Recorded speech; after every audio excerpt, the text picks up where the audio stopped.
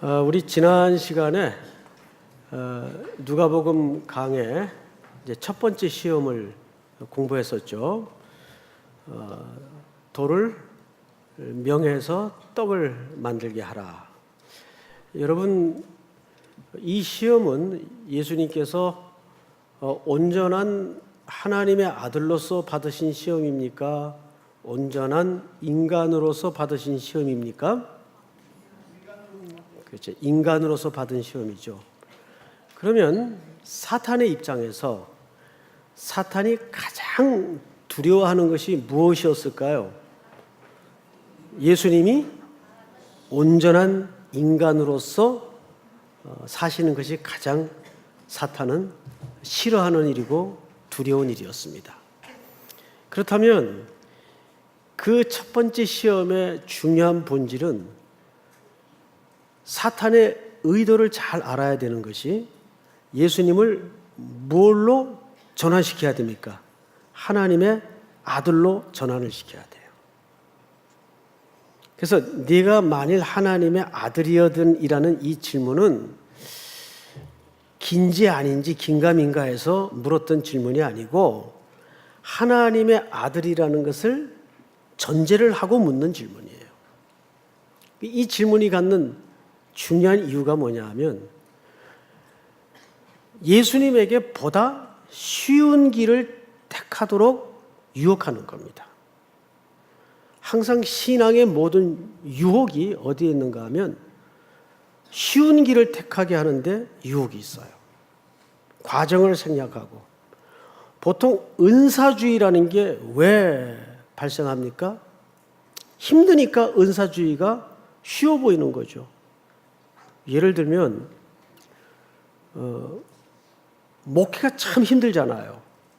우리 농어촌 선교나 수도권 선교를 가보면 참 그 월세 건물에서 수지도 안 맞는데 성도 몇 명 안 되는 그 인원을 붙들고 목회자들이 열심히 고생을 해요.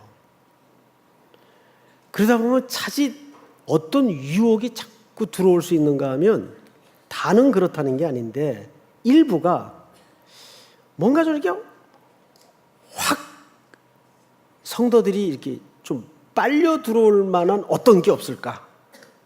그래서 자꾸 은사 쪽으로 가게 돼 있어요.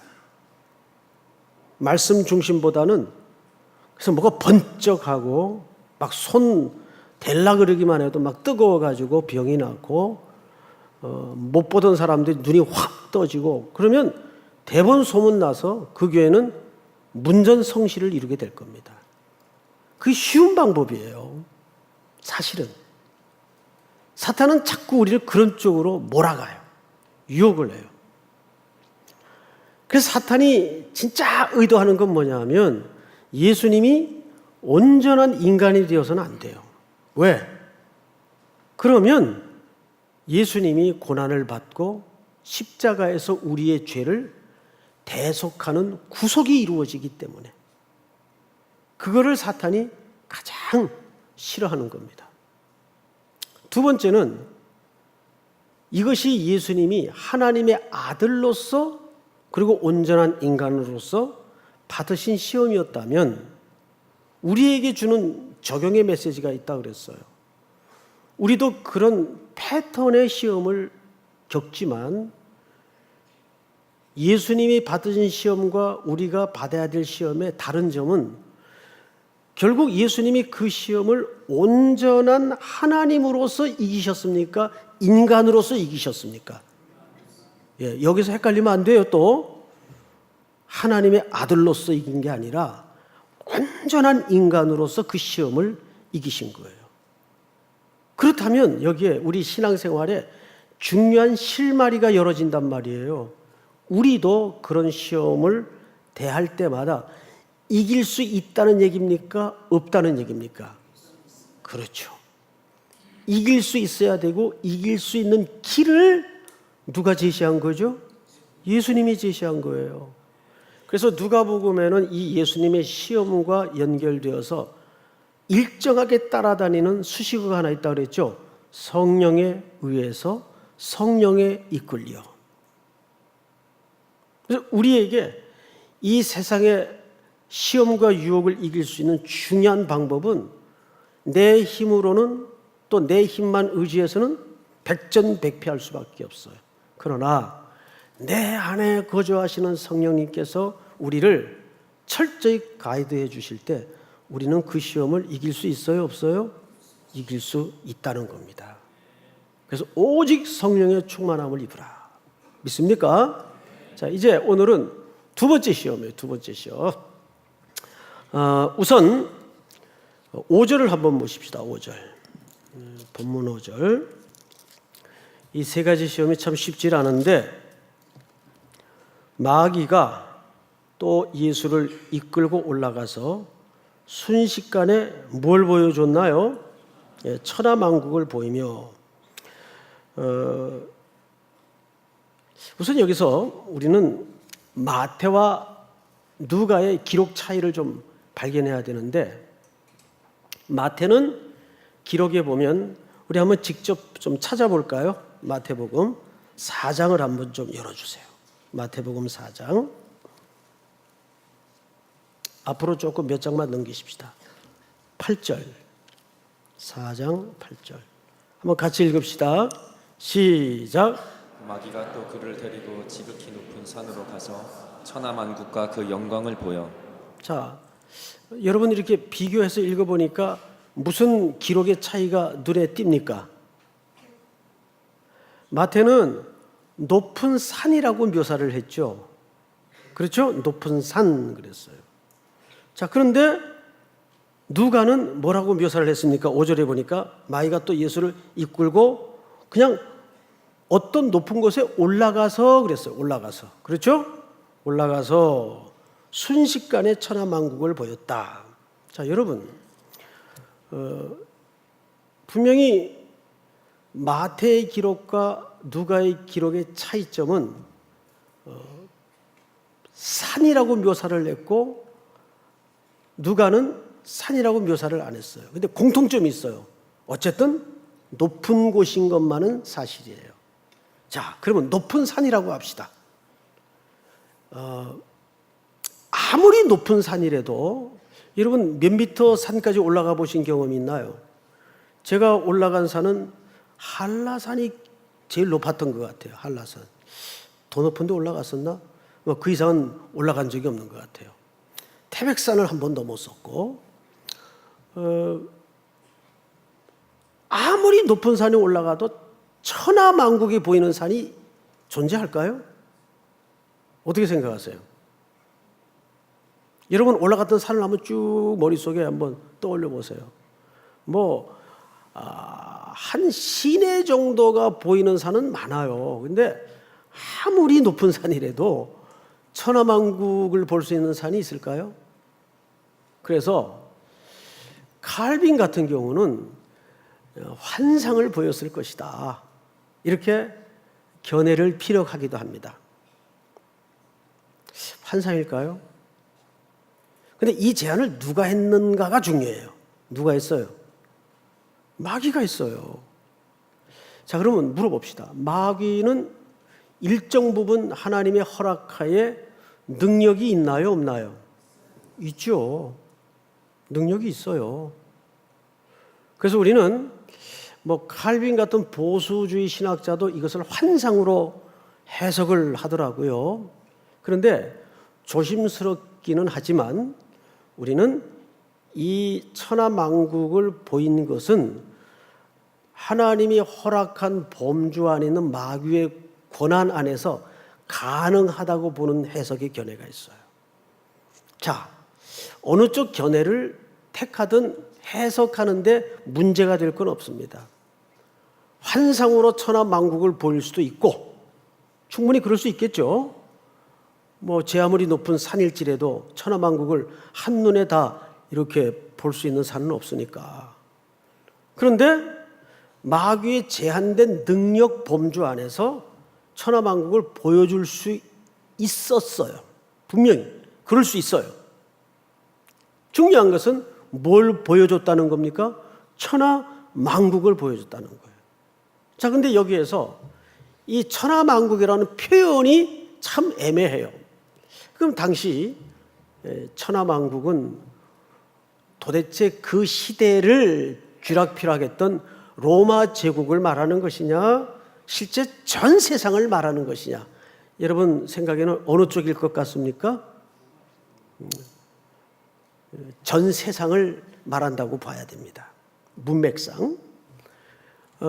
자, 그런데 이것이 과연 예수님에게 왜 시험이었을까?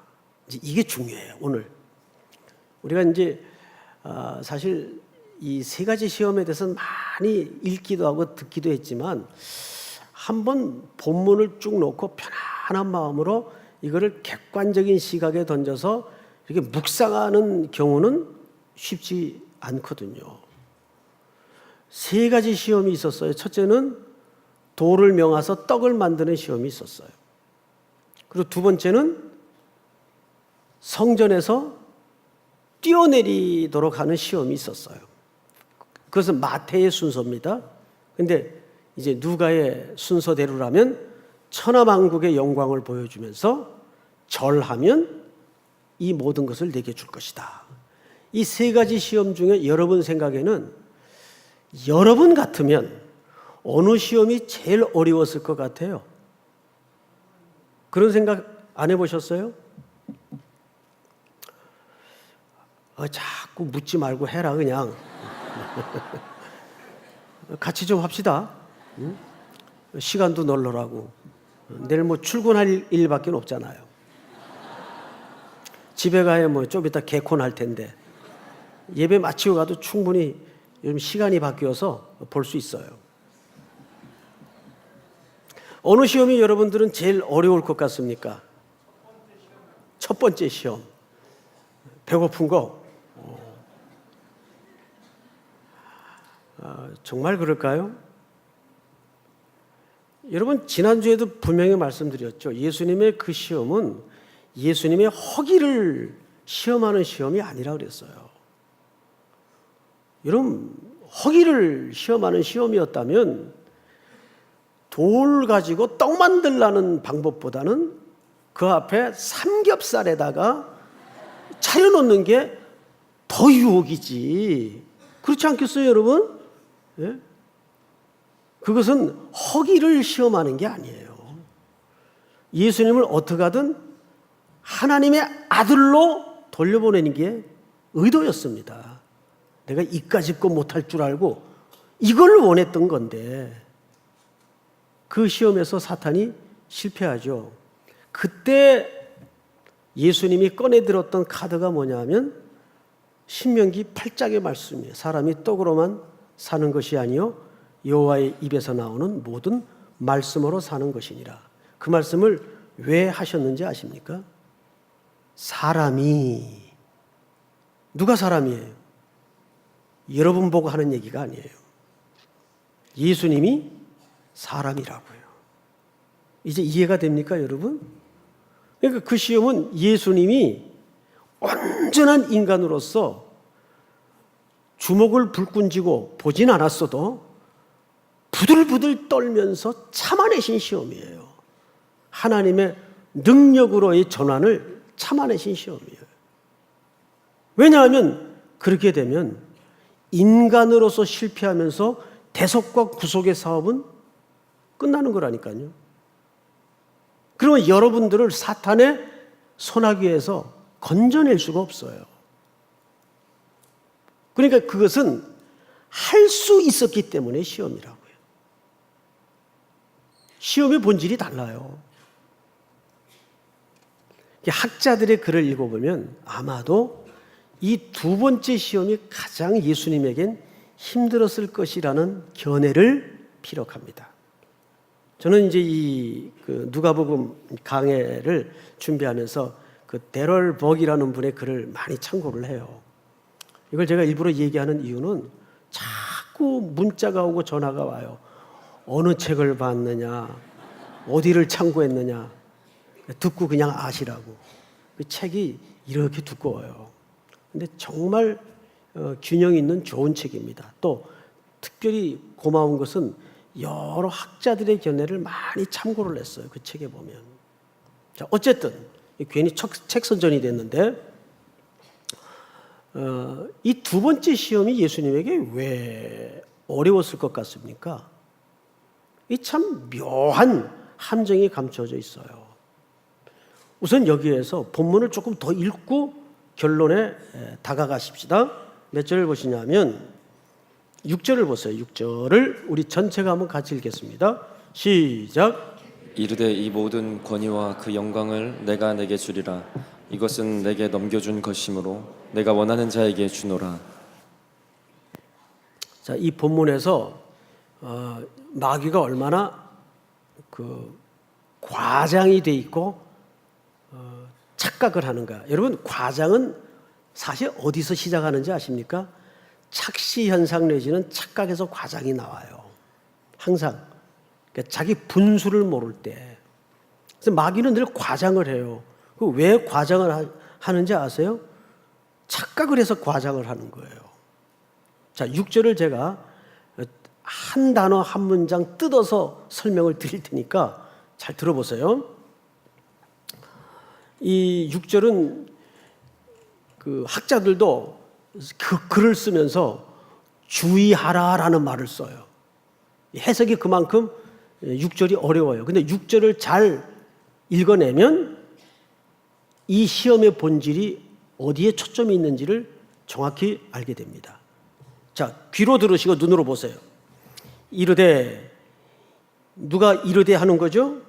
사탄이, 마귀가 천하만국을 보이면서 말한 겁니다. 이르되 이 모든 권위와 그 영광을 내가 네게 주리라.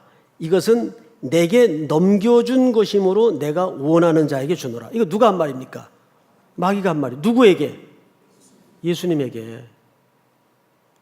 자, 여기에서 우리는 마귀의 착각이 뭐냐면, 자, 욥기에도 가보면 마귀가 욥을 시험하죠. 합니까, 안 합니까? 욥을 시험해요. 그래서 피부병도 걸리게 하고 한순간에 문이 무너져가지고 욥의 자녀들이 죽어요. 순식간에 초상이 줄이어 터집니다.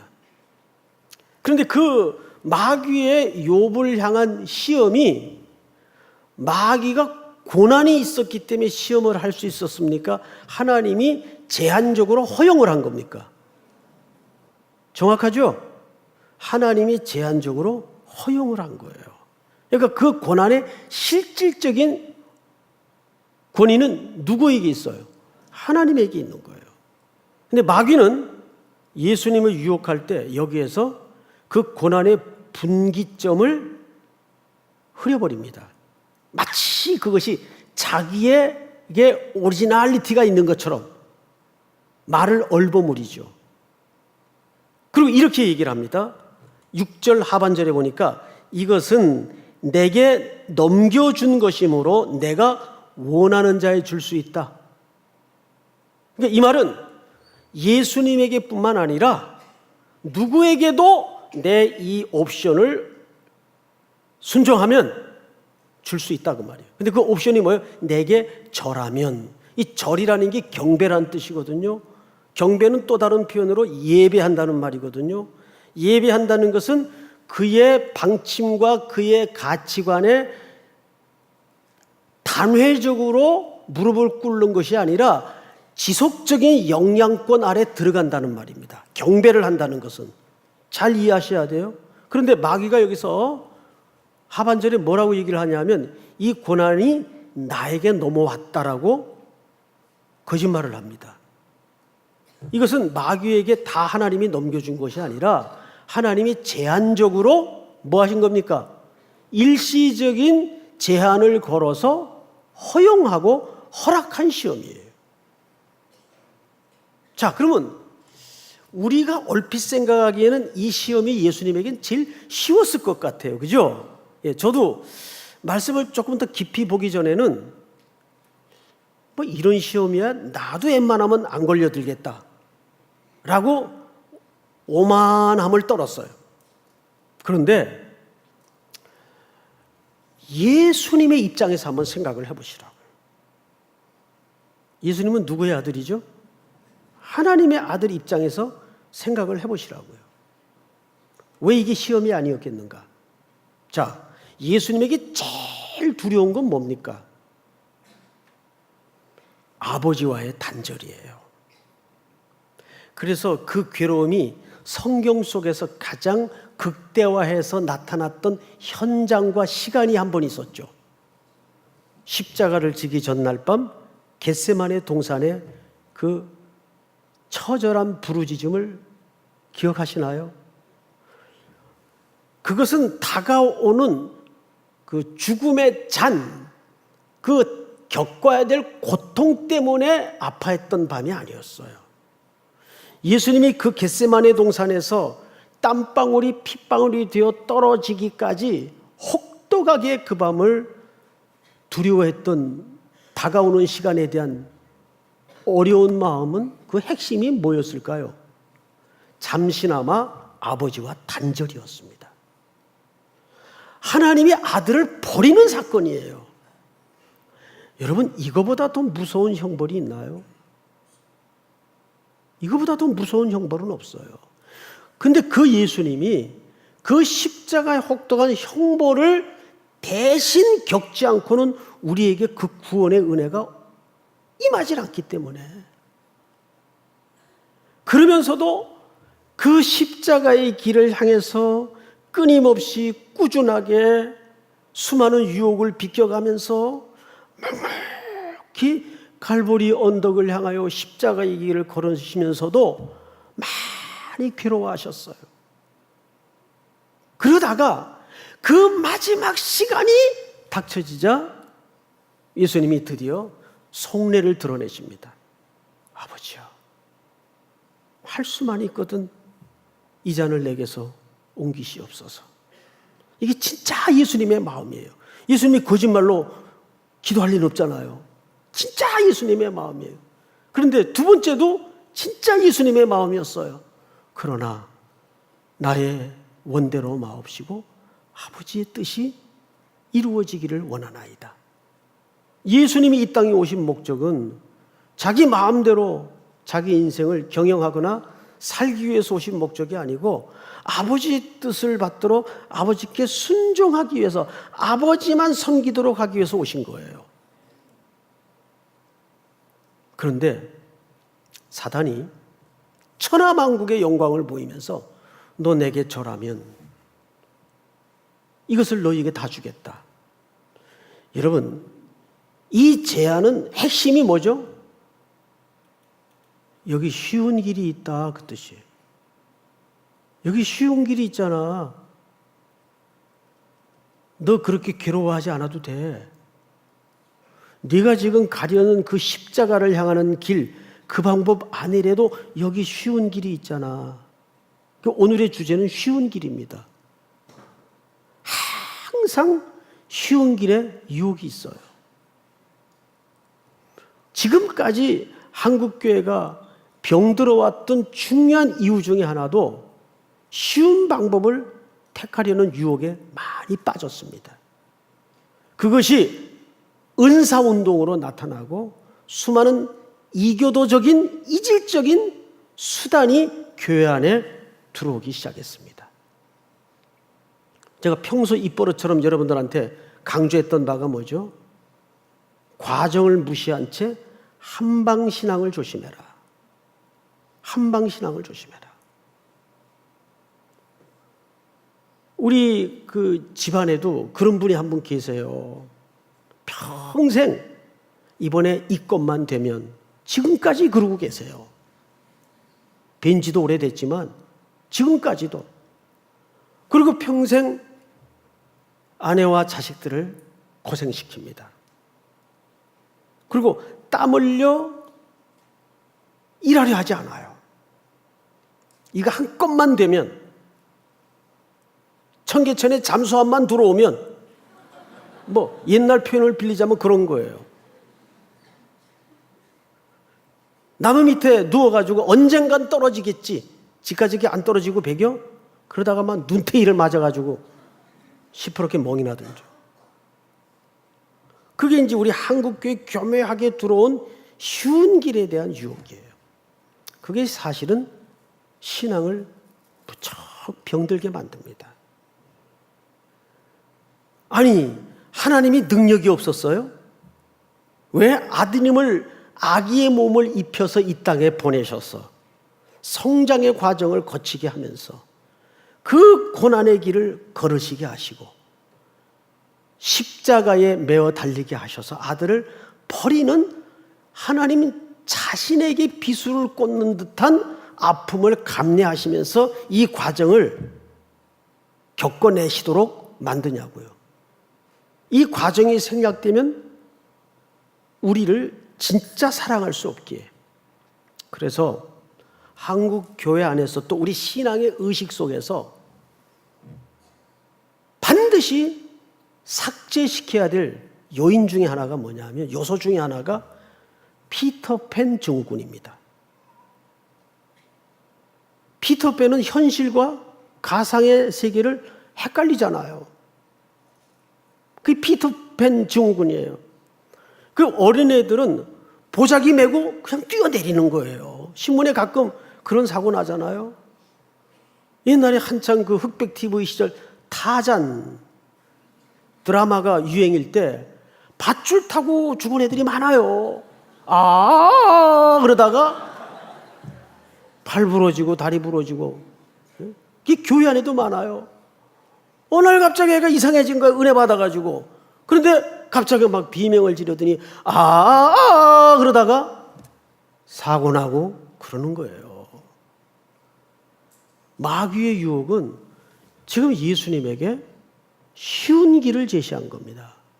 너 그 아픔을, 그 고난의 길을 가지 않고도 여기 쉬운 길이 있지 않느냐. 여러분, 우리에게 이런 시험이 왔다면 우리 안 넘어질 것 같습니까? 누구나 쉬운 길을 택하게 되어 있습니다. 더구나 쉬운 길이 아닌 다른 길이 혹독한 고난이 준비된 길이라면, 정말 예수님의 입장에서 가장 두렵고 무서운 게 뭐죠? 아버지와 단절을 감내해야 되는 십자가를 지는 일이라면 왜 이것이 유혹이 아니겠어요? 이거는 무시무시한 영적인 유혹인 것이죠. 그거를 예수님이 말씀으로 잘라내십니다. 자, 성경을 한번 볼까요? 7절을 한번 보십시다. 7절. 다 같이 시작. 그러므로 내가 만일 내게 절하면 다 내 것이 되리라. 나를 경배하면 이 모든 천하 만국의 영광이 다 네 것이 될 것이다. 이게 얼마나 쉬운 길로 인도하는 달콤한 제안이고 유혹입니까? 여러분, 그런데 언젠가도 제가 우리 청년들에게 제주 선교인가요? 가서 저녁 시간에 설교를 했죠. 항상 괴롭고 힘들고 피하고 싶은 일에 하나님이 섭리를 숨겨두셨다는 사실을 놓치지 마십시오. 피하고 싶은 길에 하나님의 섭리가 있어요. 그러나 온 인류의 역사는 항상 쉬운 길을 택합니다. 제가 학부 다닐 때 신학대학이니까 이제 맨날 체프를 드렸습니다. 어느 저 시골에서 올라온 선배 목사님 한 분인데 아주 무명의 목사님이세요. 근데 그분이 오랜만에 모교에 오셔서 어린 후학들에게 설교를 하시는 거예요. 참 설교도 유창한 설교도 아니에요. 그런데 제 귀에 탁 들어박힌 한마디가 있었어요. 여러분, 앞으로 이 복음을 붙들고 이 길을 가다 보면 반드시 두 갈래 길이 나올 겁니다. 말하자면 기로에 서게 될 겁니다. 그 뜻이에요. 두 갈래 길이 나올 겁니다. 그때 여러분들이 하나님께 복을 받는 비결은 어려운 쪽을 택하십시오. 어려운 쪽에 반드시 하나님의 복이 감추어져 있습니다. 어려운 쪽을 택하십시오. 그게 너무 마음에 남았어요. 어린 시절 마음에 남았던 그 말씀이 평생 갈래길 앞에서 중요한 원리가 되고 원칙이 되더라고요. 어떡할까? 수많은 갈래길 앞에 저도 뒤미뤄졌죠. 어떡할까? 어떡할까? 그때 두 번도 묻지 않고 저는 어려운 쪽을 택할 수 있었어요. 그 선배의 가르침 때문에. 근데 그것이 그 선배의 가르침을 넘어서 주님이 이 땅에서 사셨던 삶의 방식이었습니다. 믿습니까, 여러분? 자, 우리 본문을 좀 보십시다. 8절. 다 같이 한번 읽어볼까요? 시작. 예수께서 대답하여 이르시되 기록된 바 주 너의 하나님께 경배하고 다만 그를 섬기라 하였느니라. 네. 우리 데살로니가 후서 2장 3, 4절을 한번 띄워주실까요? 같이 읽겠습니다. 시작. 누가 어떻게 하여도 너희가 미혹되지 말라. 먼저 배교하는 일이 있고 저 불법의 사람 곧 멸망의 아들이 나타나기 전에는 그날이 이르지 아니하리니 4절. 그는 대적하는 자라 신이라고 불리는 모든 것과 숭배함을 받는 것에 대항하여 그 위에 자기를 높이고 하나님의 성전에 앉아 자기를 하나님이라고 내세우느니라. 자, 여기 중요한 힌트가 하나 있습니다. 그러면 이제 우리는 사탄의 입장에서 또 생각을 해봐야 되겠죠? 예수님의 입장에서 생각을 해봤다면 사탄의 입장에서 노림수는 뭘 것 같습니까? 사탄이 예수님에게 그렇게 제안을 해서 노리는 게 뭘 것 같아요? 자기가 하나님이 되는 겁니다. 이게 거대한 감추어진 인류에 대한 도전이에요. 오늘날 인류가 사실은 거의 하나님 자리에 다 와 있어요. 문명의 발달이 그랬고 과학이 발달이 그래요. 거의 하나님의 자리에 와 있어요. 이게 사실은 수많은 곳곳에 뉴 에이지라는 명목으로 우리를 속이고 있습니다. 문화라는 색깔을 통해서 요소요소히 이런 악한 음모를 감추고 있어요. 세상의 노랫말 속에. 그래서 세상 노래도 가사를 잘 읽고 노래를 불러야 돼요. 얼마나 악한 노래가 많은지 몰라요. 우리의 정신세계와 가치관을 서서히 함몰시키는 아주 세큘러한 노래가 굉장히 많습니다. 음악을 좋아하는 것까지는 뭐랄 그럴 건 없지만 저도 음악을 좋아하니까. 그러나 그 음악이 세상 음악일지라도 그 정체성이 무언가를 잘 보고 가사를 따져보고 노래를 불러야 돼요. 허물을 노래하고 인간애를 숭상하고 이런 노랫말들이 참 많습니다. 거기에 청소년들이 빠른 비트를 통해서 정신없이 불러 제낍니다. 근데 그 속에는 사탄을 숭배하고 세상의 문화를 찬양하고 하는 내용들로 거의 다 대부분 차 있습니다. 그 얼마 전에 어느 아이돌 출신의 여가수가 불렀던 노래 중에 아주 세상의 성적인 도덕 문화를 한 방에 무너뜨리는 그런 달콤한 멜로디의 가사로 되어진 노래들이 얼마나 충격을 주었습니까? 입에 담기도 쉽질 않아요. 그래서 여러분들 꼭 선교사 목사만 될 거 없어요. 좋은 작사가, 좋은 음악가, 좋은 프로듀서, 좋은 가수 이런 거 하세요. 그런 걸 통해서 이 사탄의 음모로 가득한 세상에서 하나님의 통치, 정말 어떻게 하나님을 섬기는 것인지 담대하게 얘기하라고요. 제가 금요 영성 집회 때도 잠깐 말씀을 드렸지만 나고야 히스콜 교회에 가서 초대되어 온 전혀 복음을 알지 못하는 일본 청년들에게 복음을 전하는데 통역이 자꾸 머뭇거려요. 버벅거리고 유창하게 통역을 잘 하다가 그래서 이제 속으로 아유 공부를 좀 더 해야 되겠구나 이러고 이제 마쳤어요. 근데 나중에서야 알게 됐어요. 제가 너무 마음이 뜨겁게 달아올라서 그 귀하게 온 일본 청년들에게 아주 원색적으로 죄를 지적했어요. 그리고 복음을 전했어요.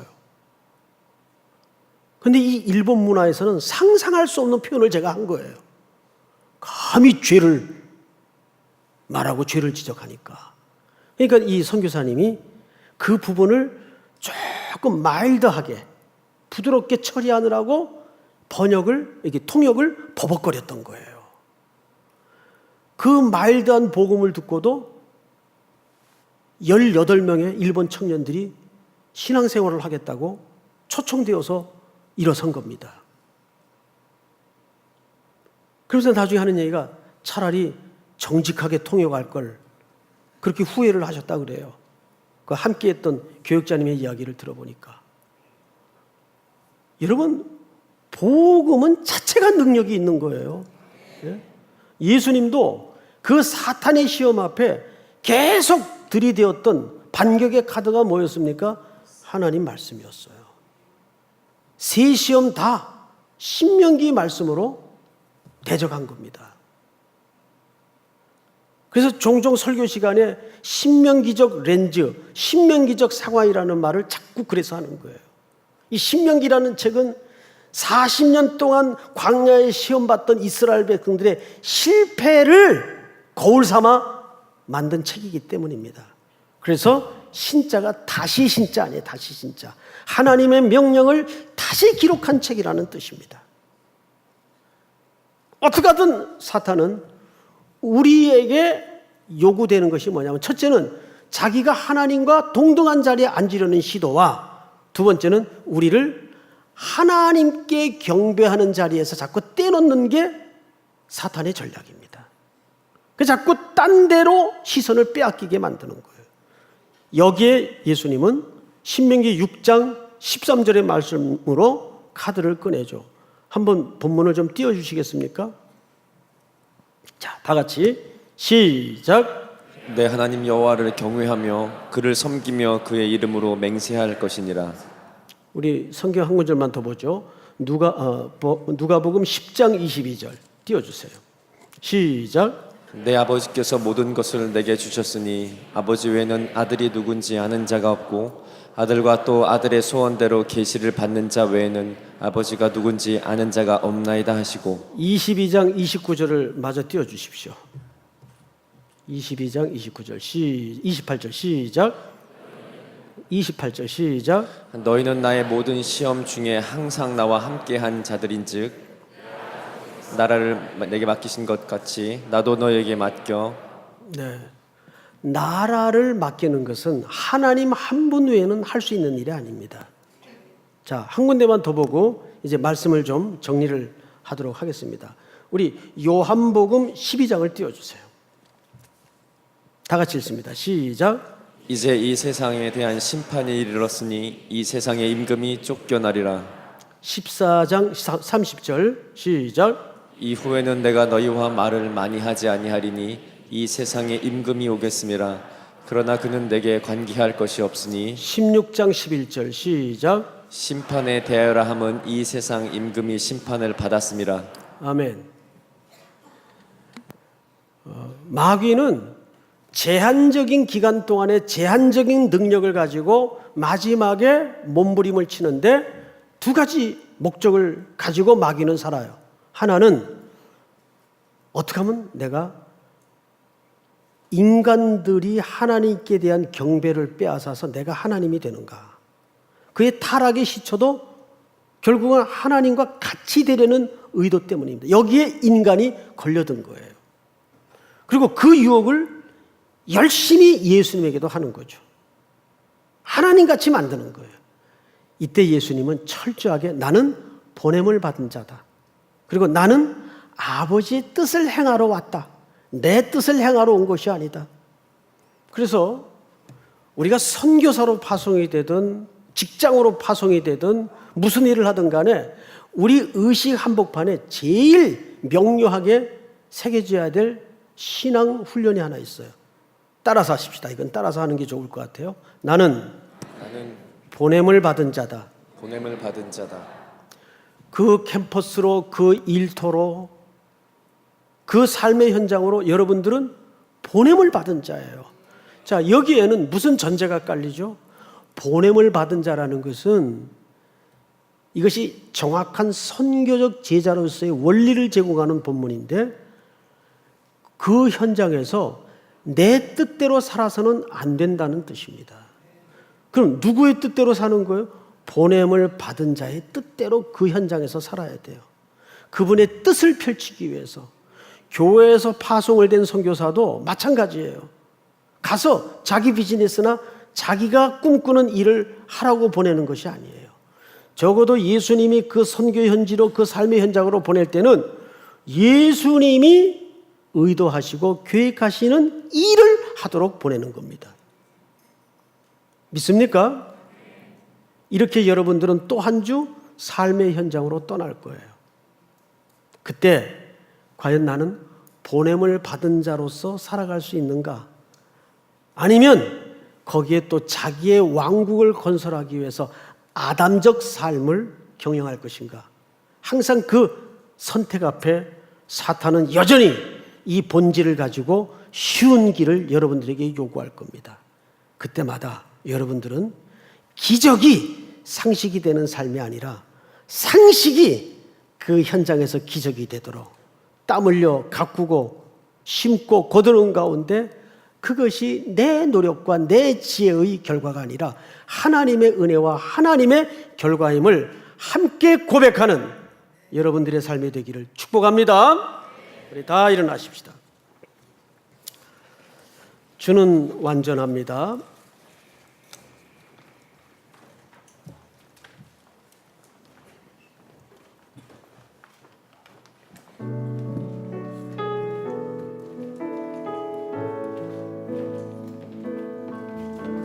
주여 우린 연약합니다.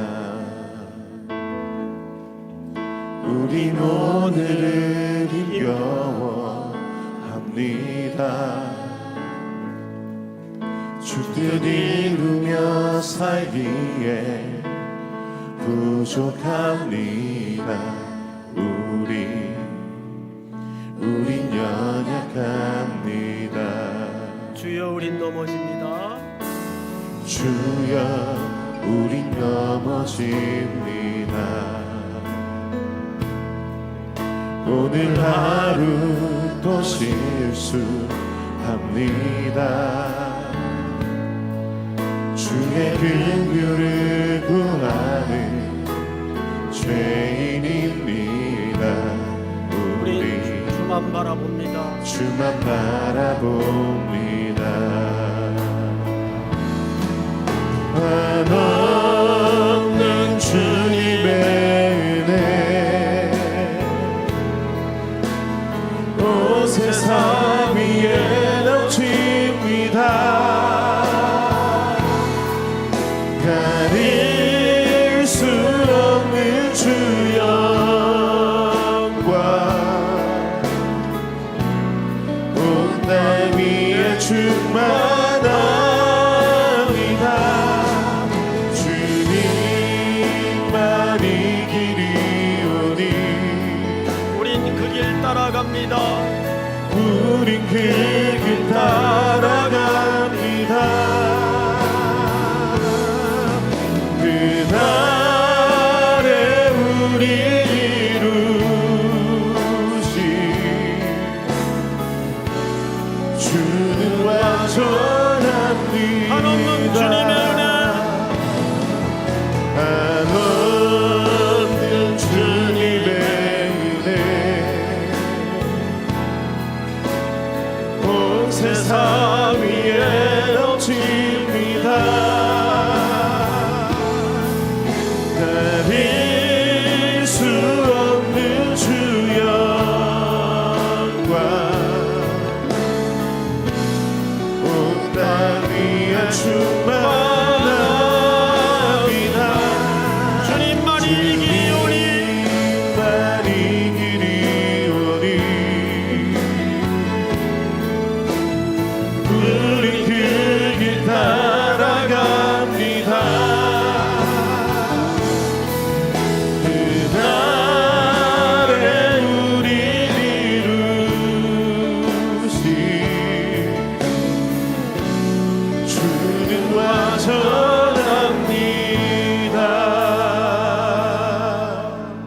우리 한번 기도하겠습니다.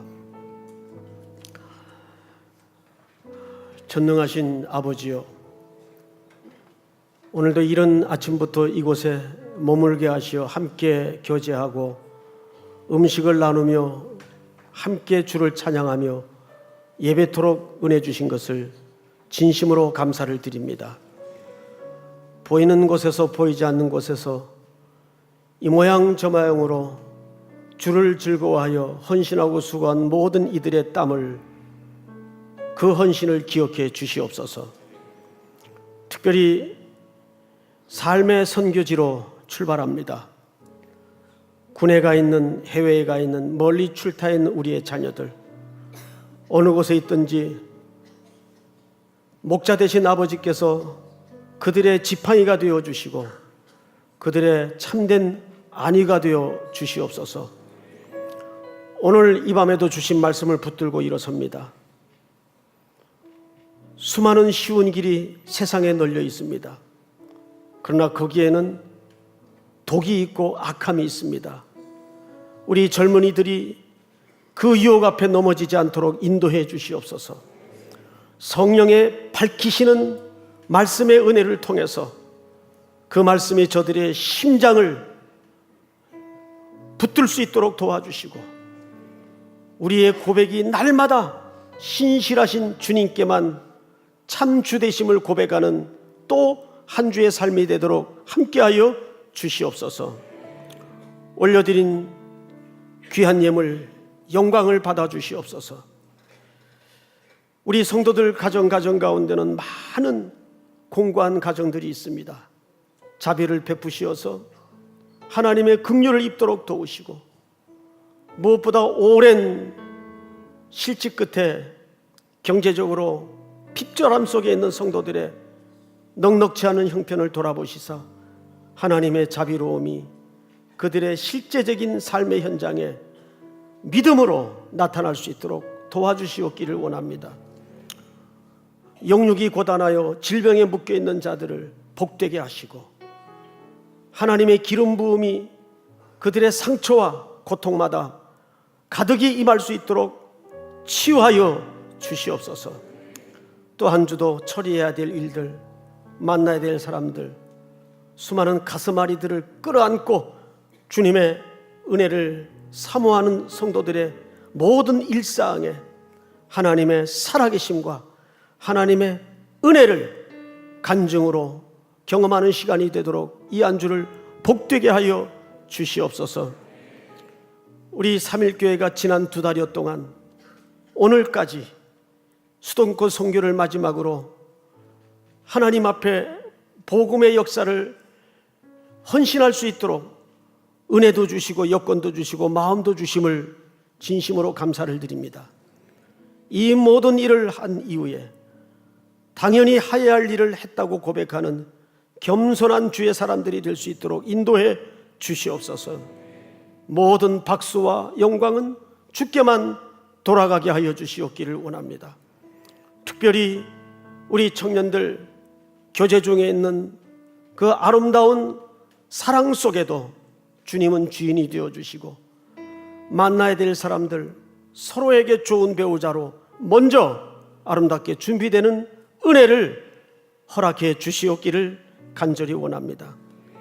험한 곳에 가 있는 우리의 아들, 딸들 어디에 있든지 그들의 앞길을 순적이 인도하시사 온 세상이 요셉을 무너뜨리려 해도 요셉을 무너뜨리지 못했던 것처럼 뒤에서 손들어 간절히 기도하는 어버이들의 뜨거운 새벽을 통해서 그들의 삶의 현장에 하나님의 살아계심과 승리로 간증되어질 수 있도록 인도해 주시옵기를 원합니다. 이제 다시 새벽을 일으켜 하나님 앞에 뜨거운 눈물을 쏟도록 도우시고, 우리의 온 마음을 새벽마다 이 예배당에 엎드려 쏟아낼 수 있도록 함께하여 주시옵기를 간절히 원합니다. 영료로 지쳐있는 자들에게 새벽마다 부어주시는 말씀을 통해서 새 힘을 얻도록 함께하여 주시옵소서.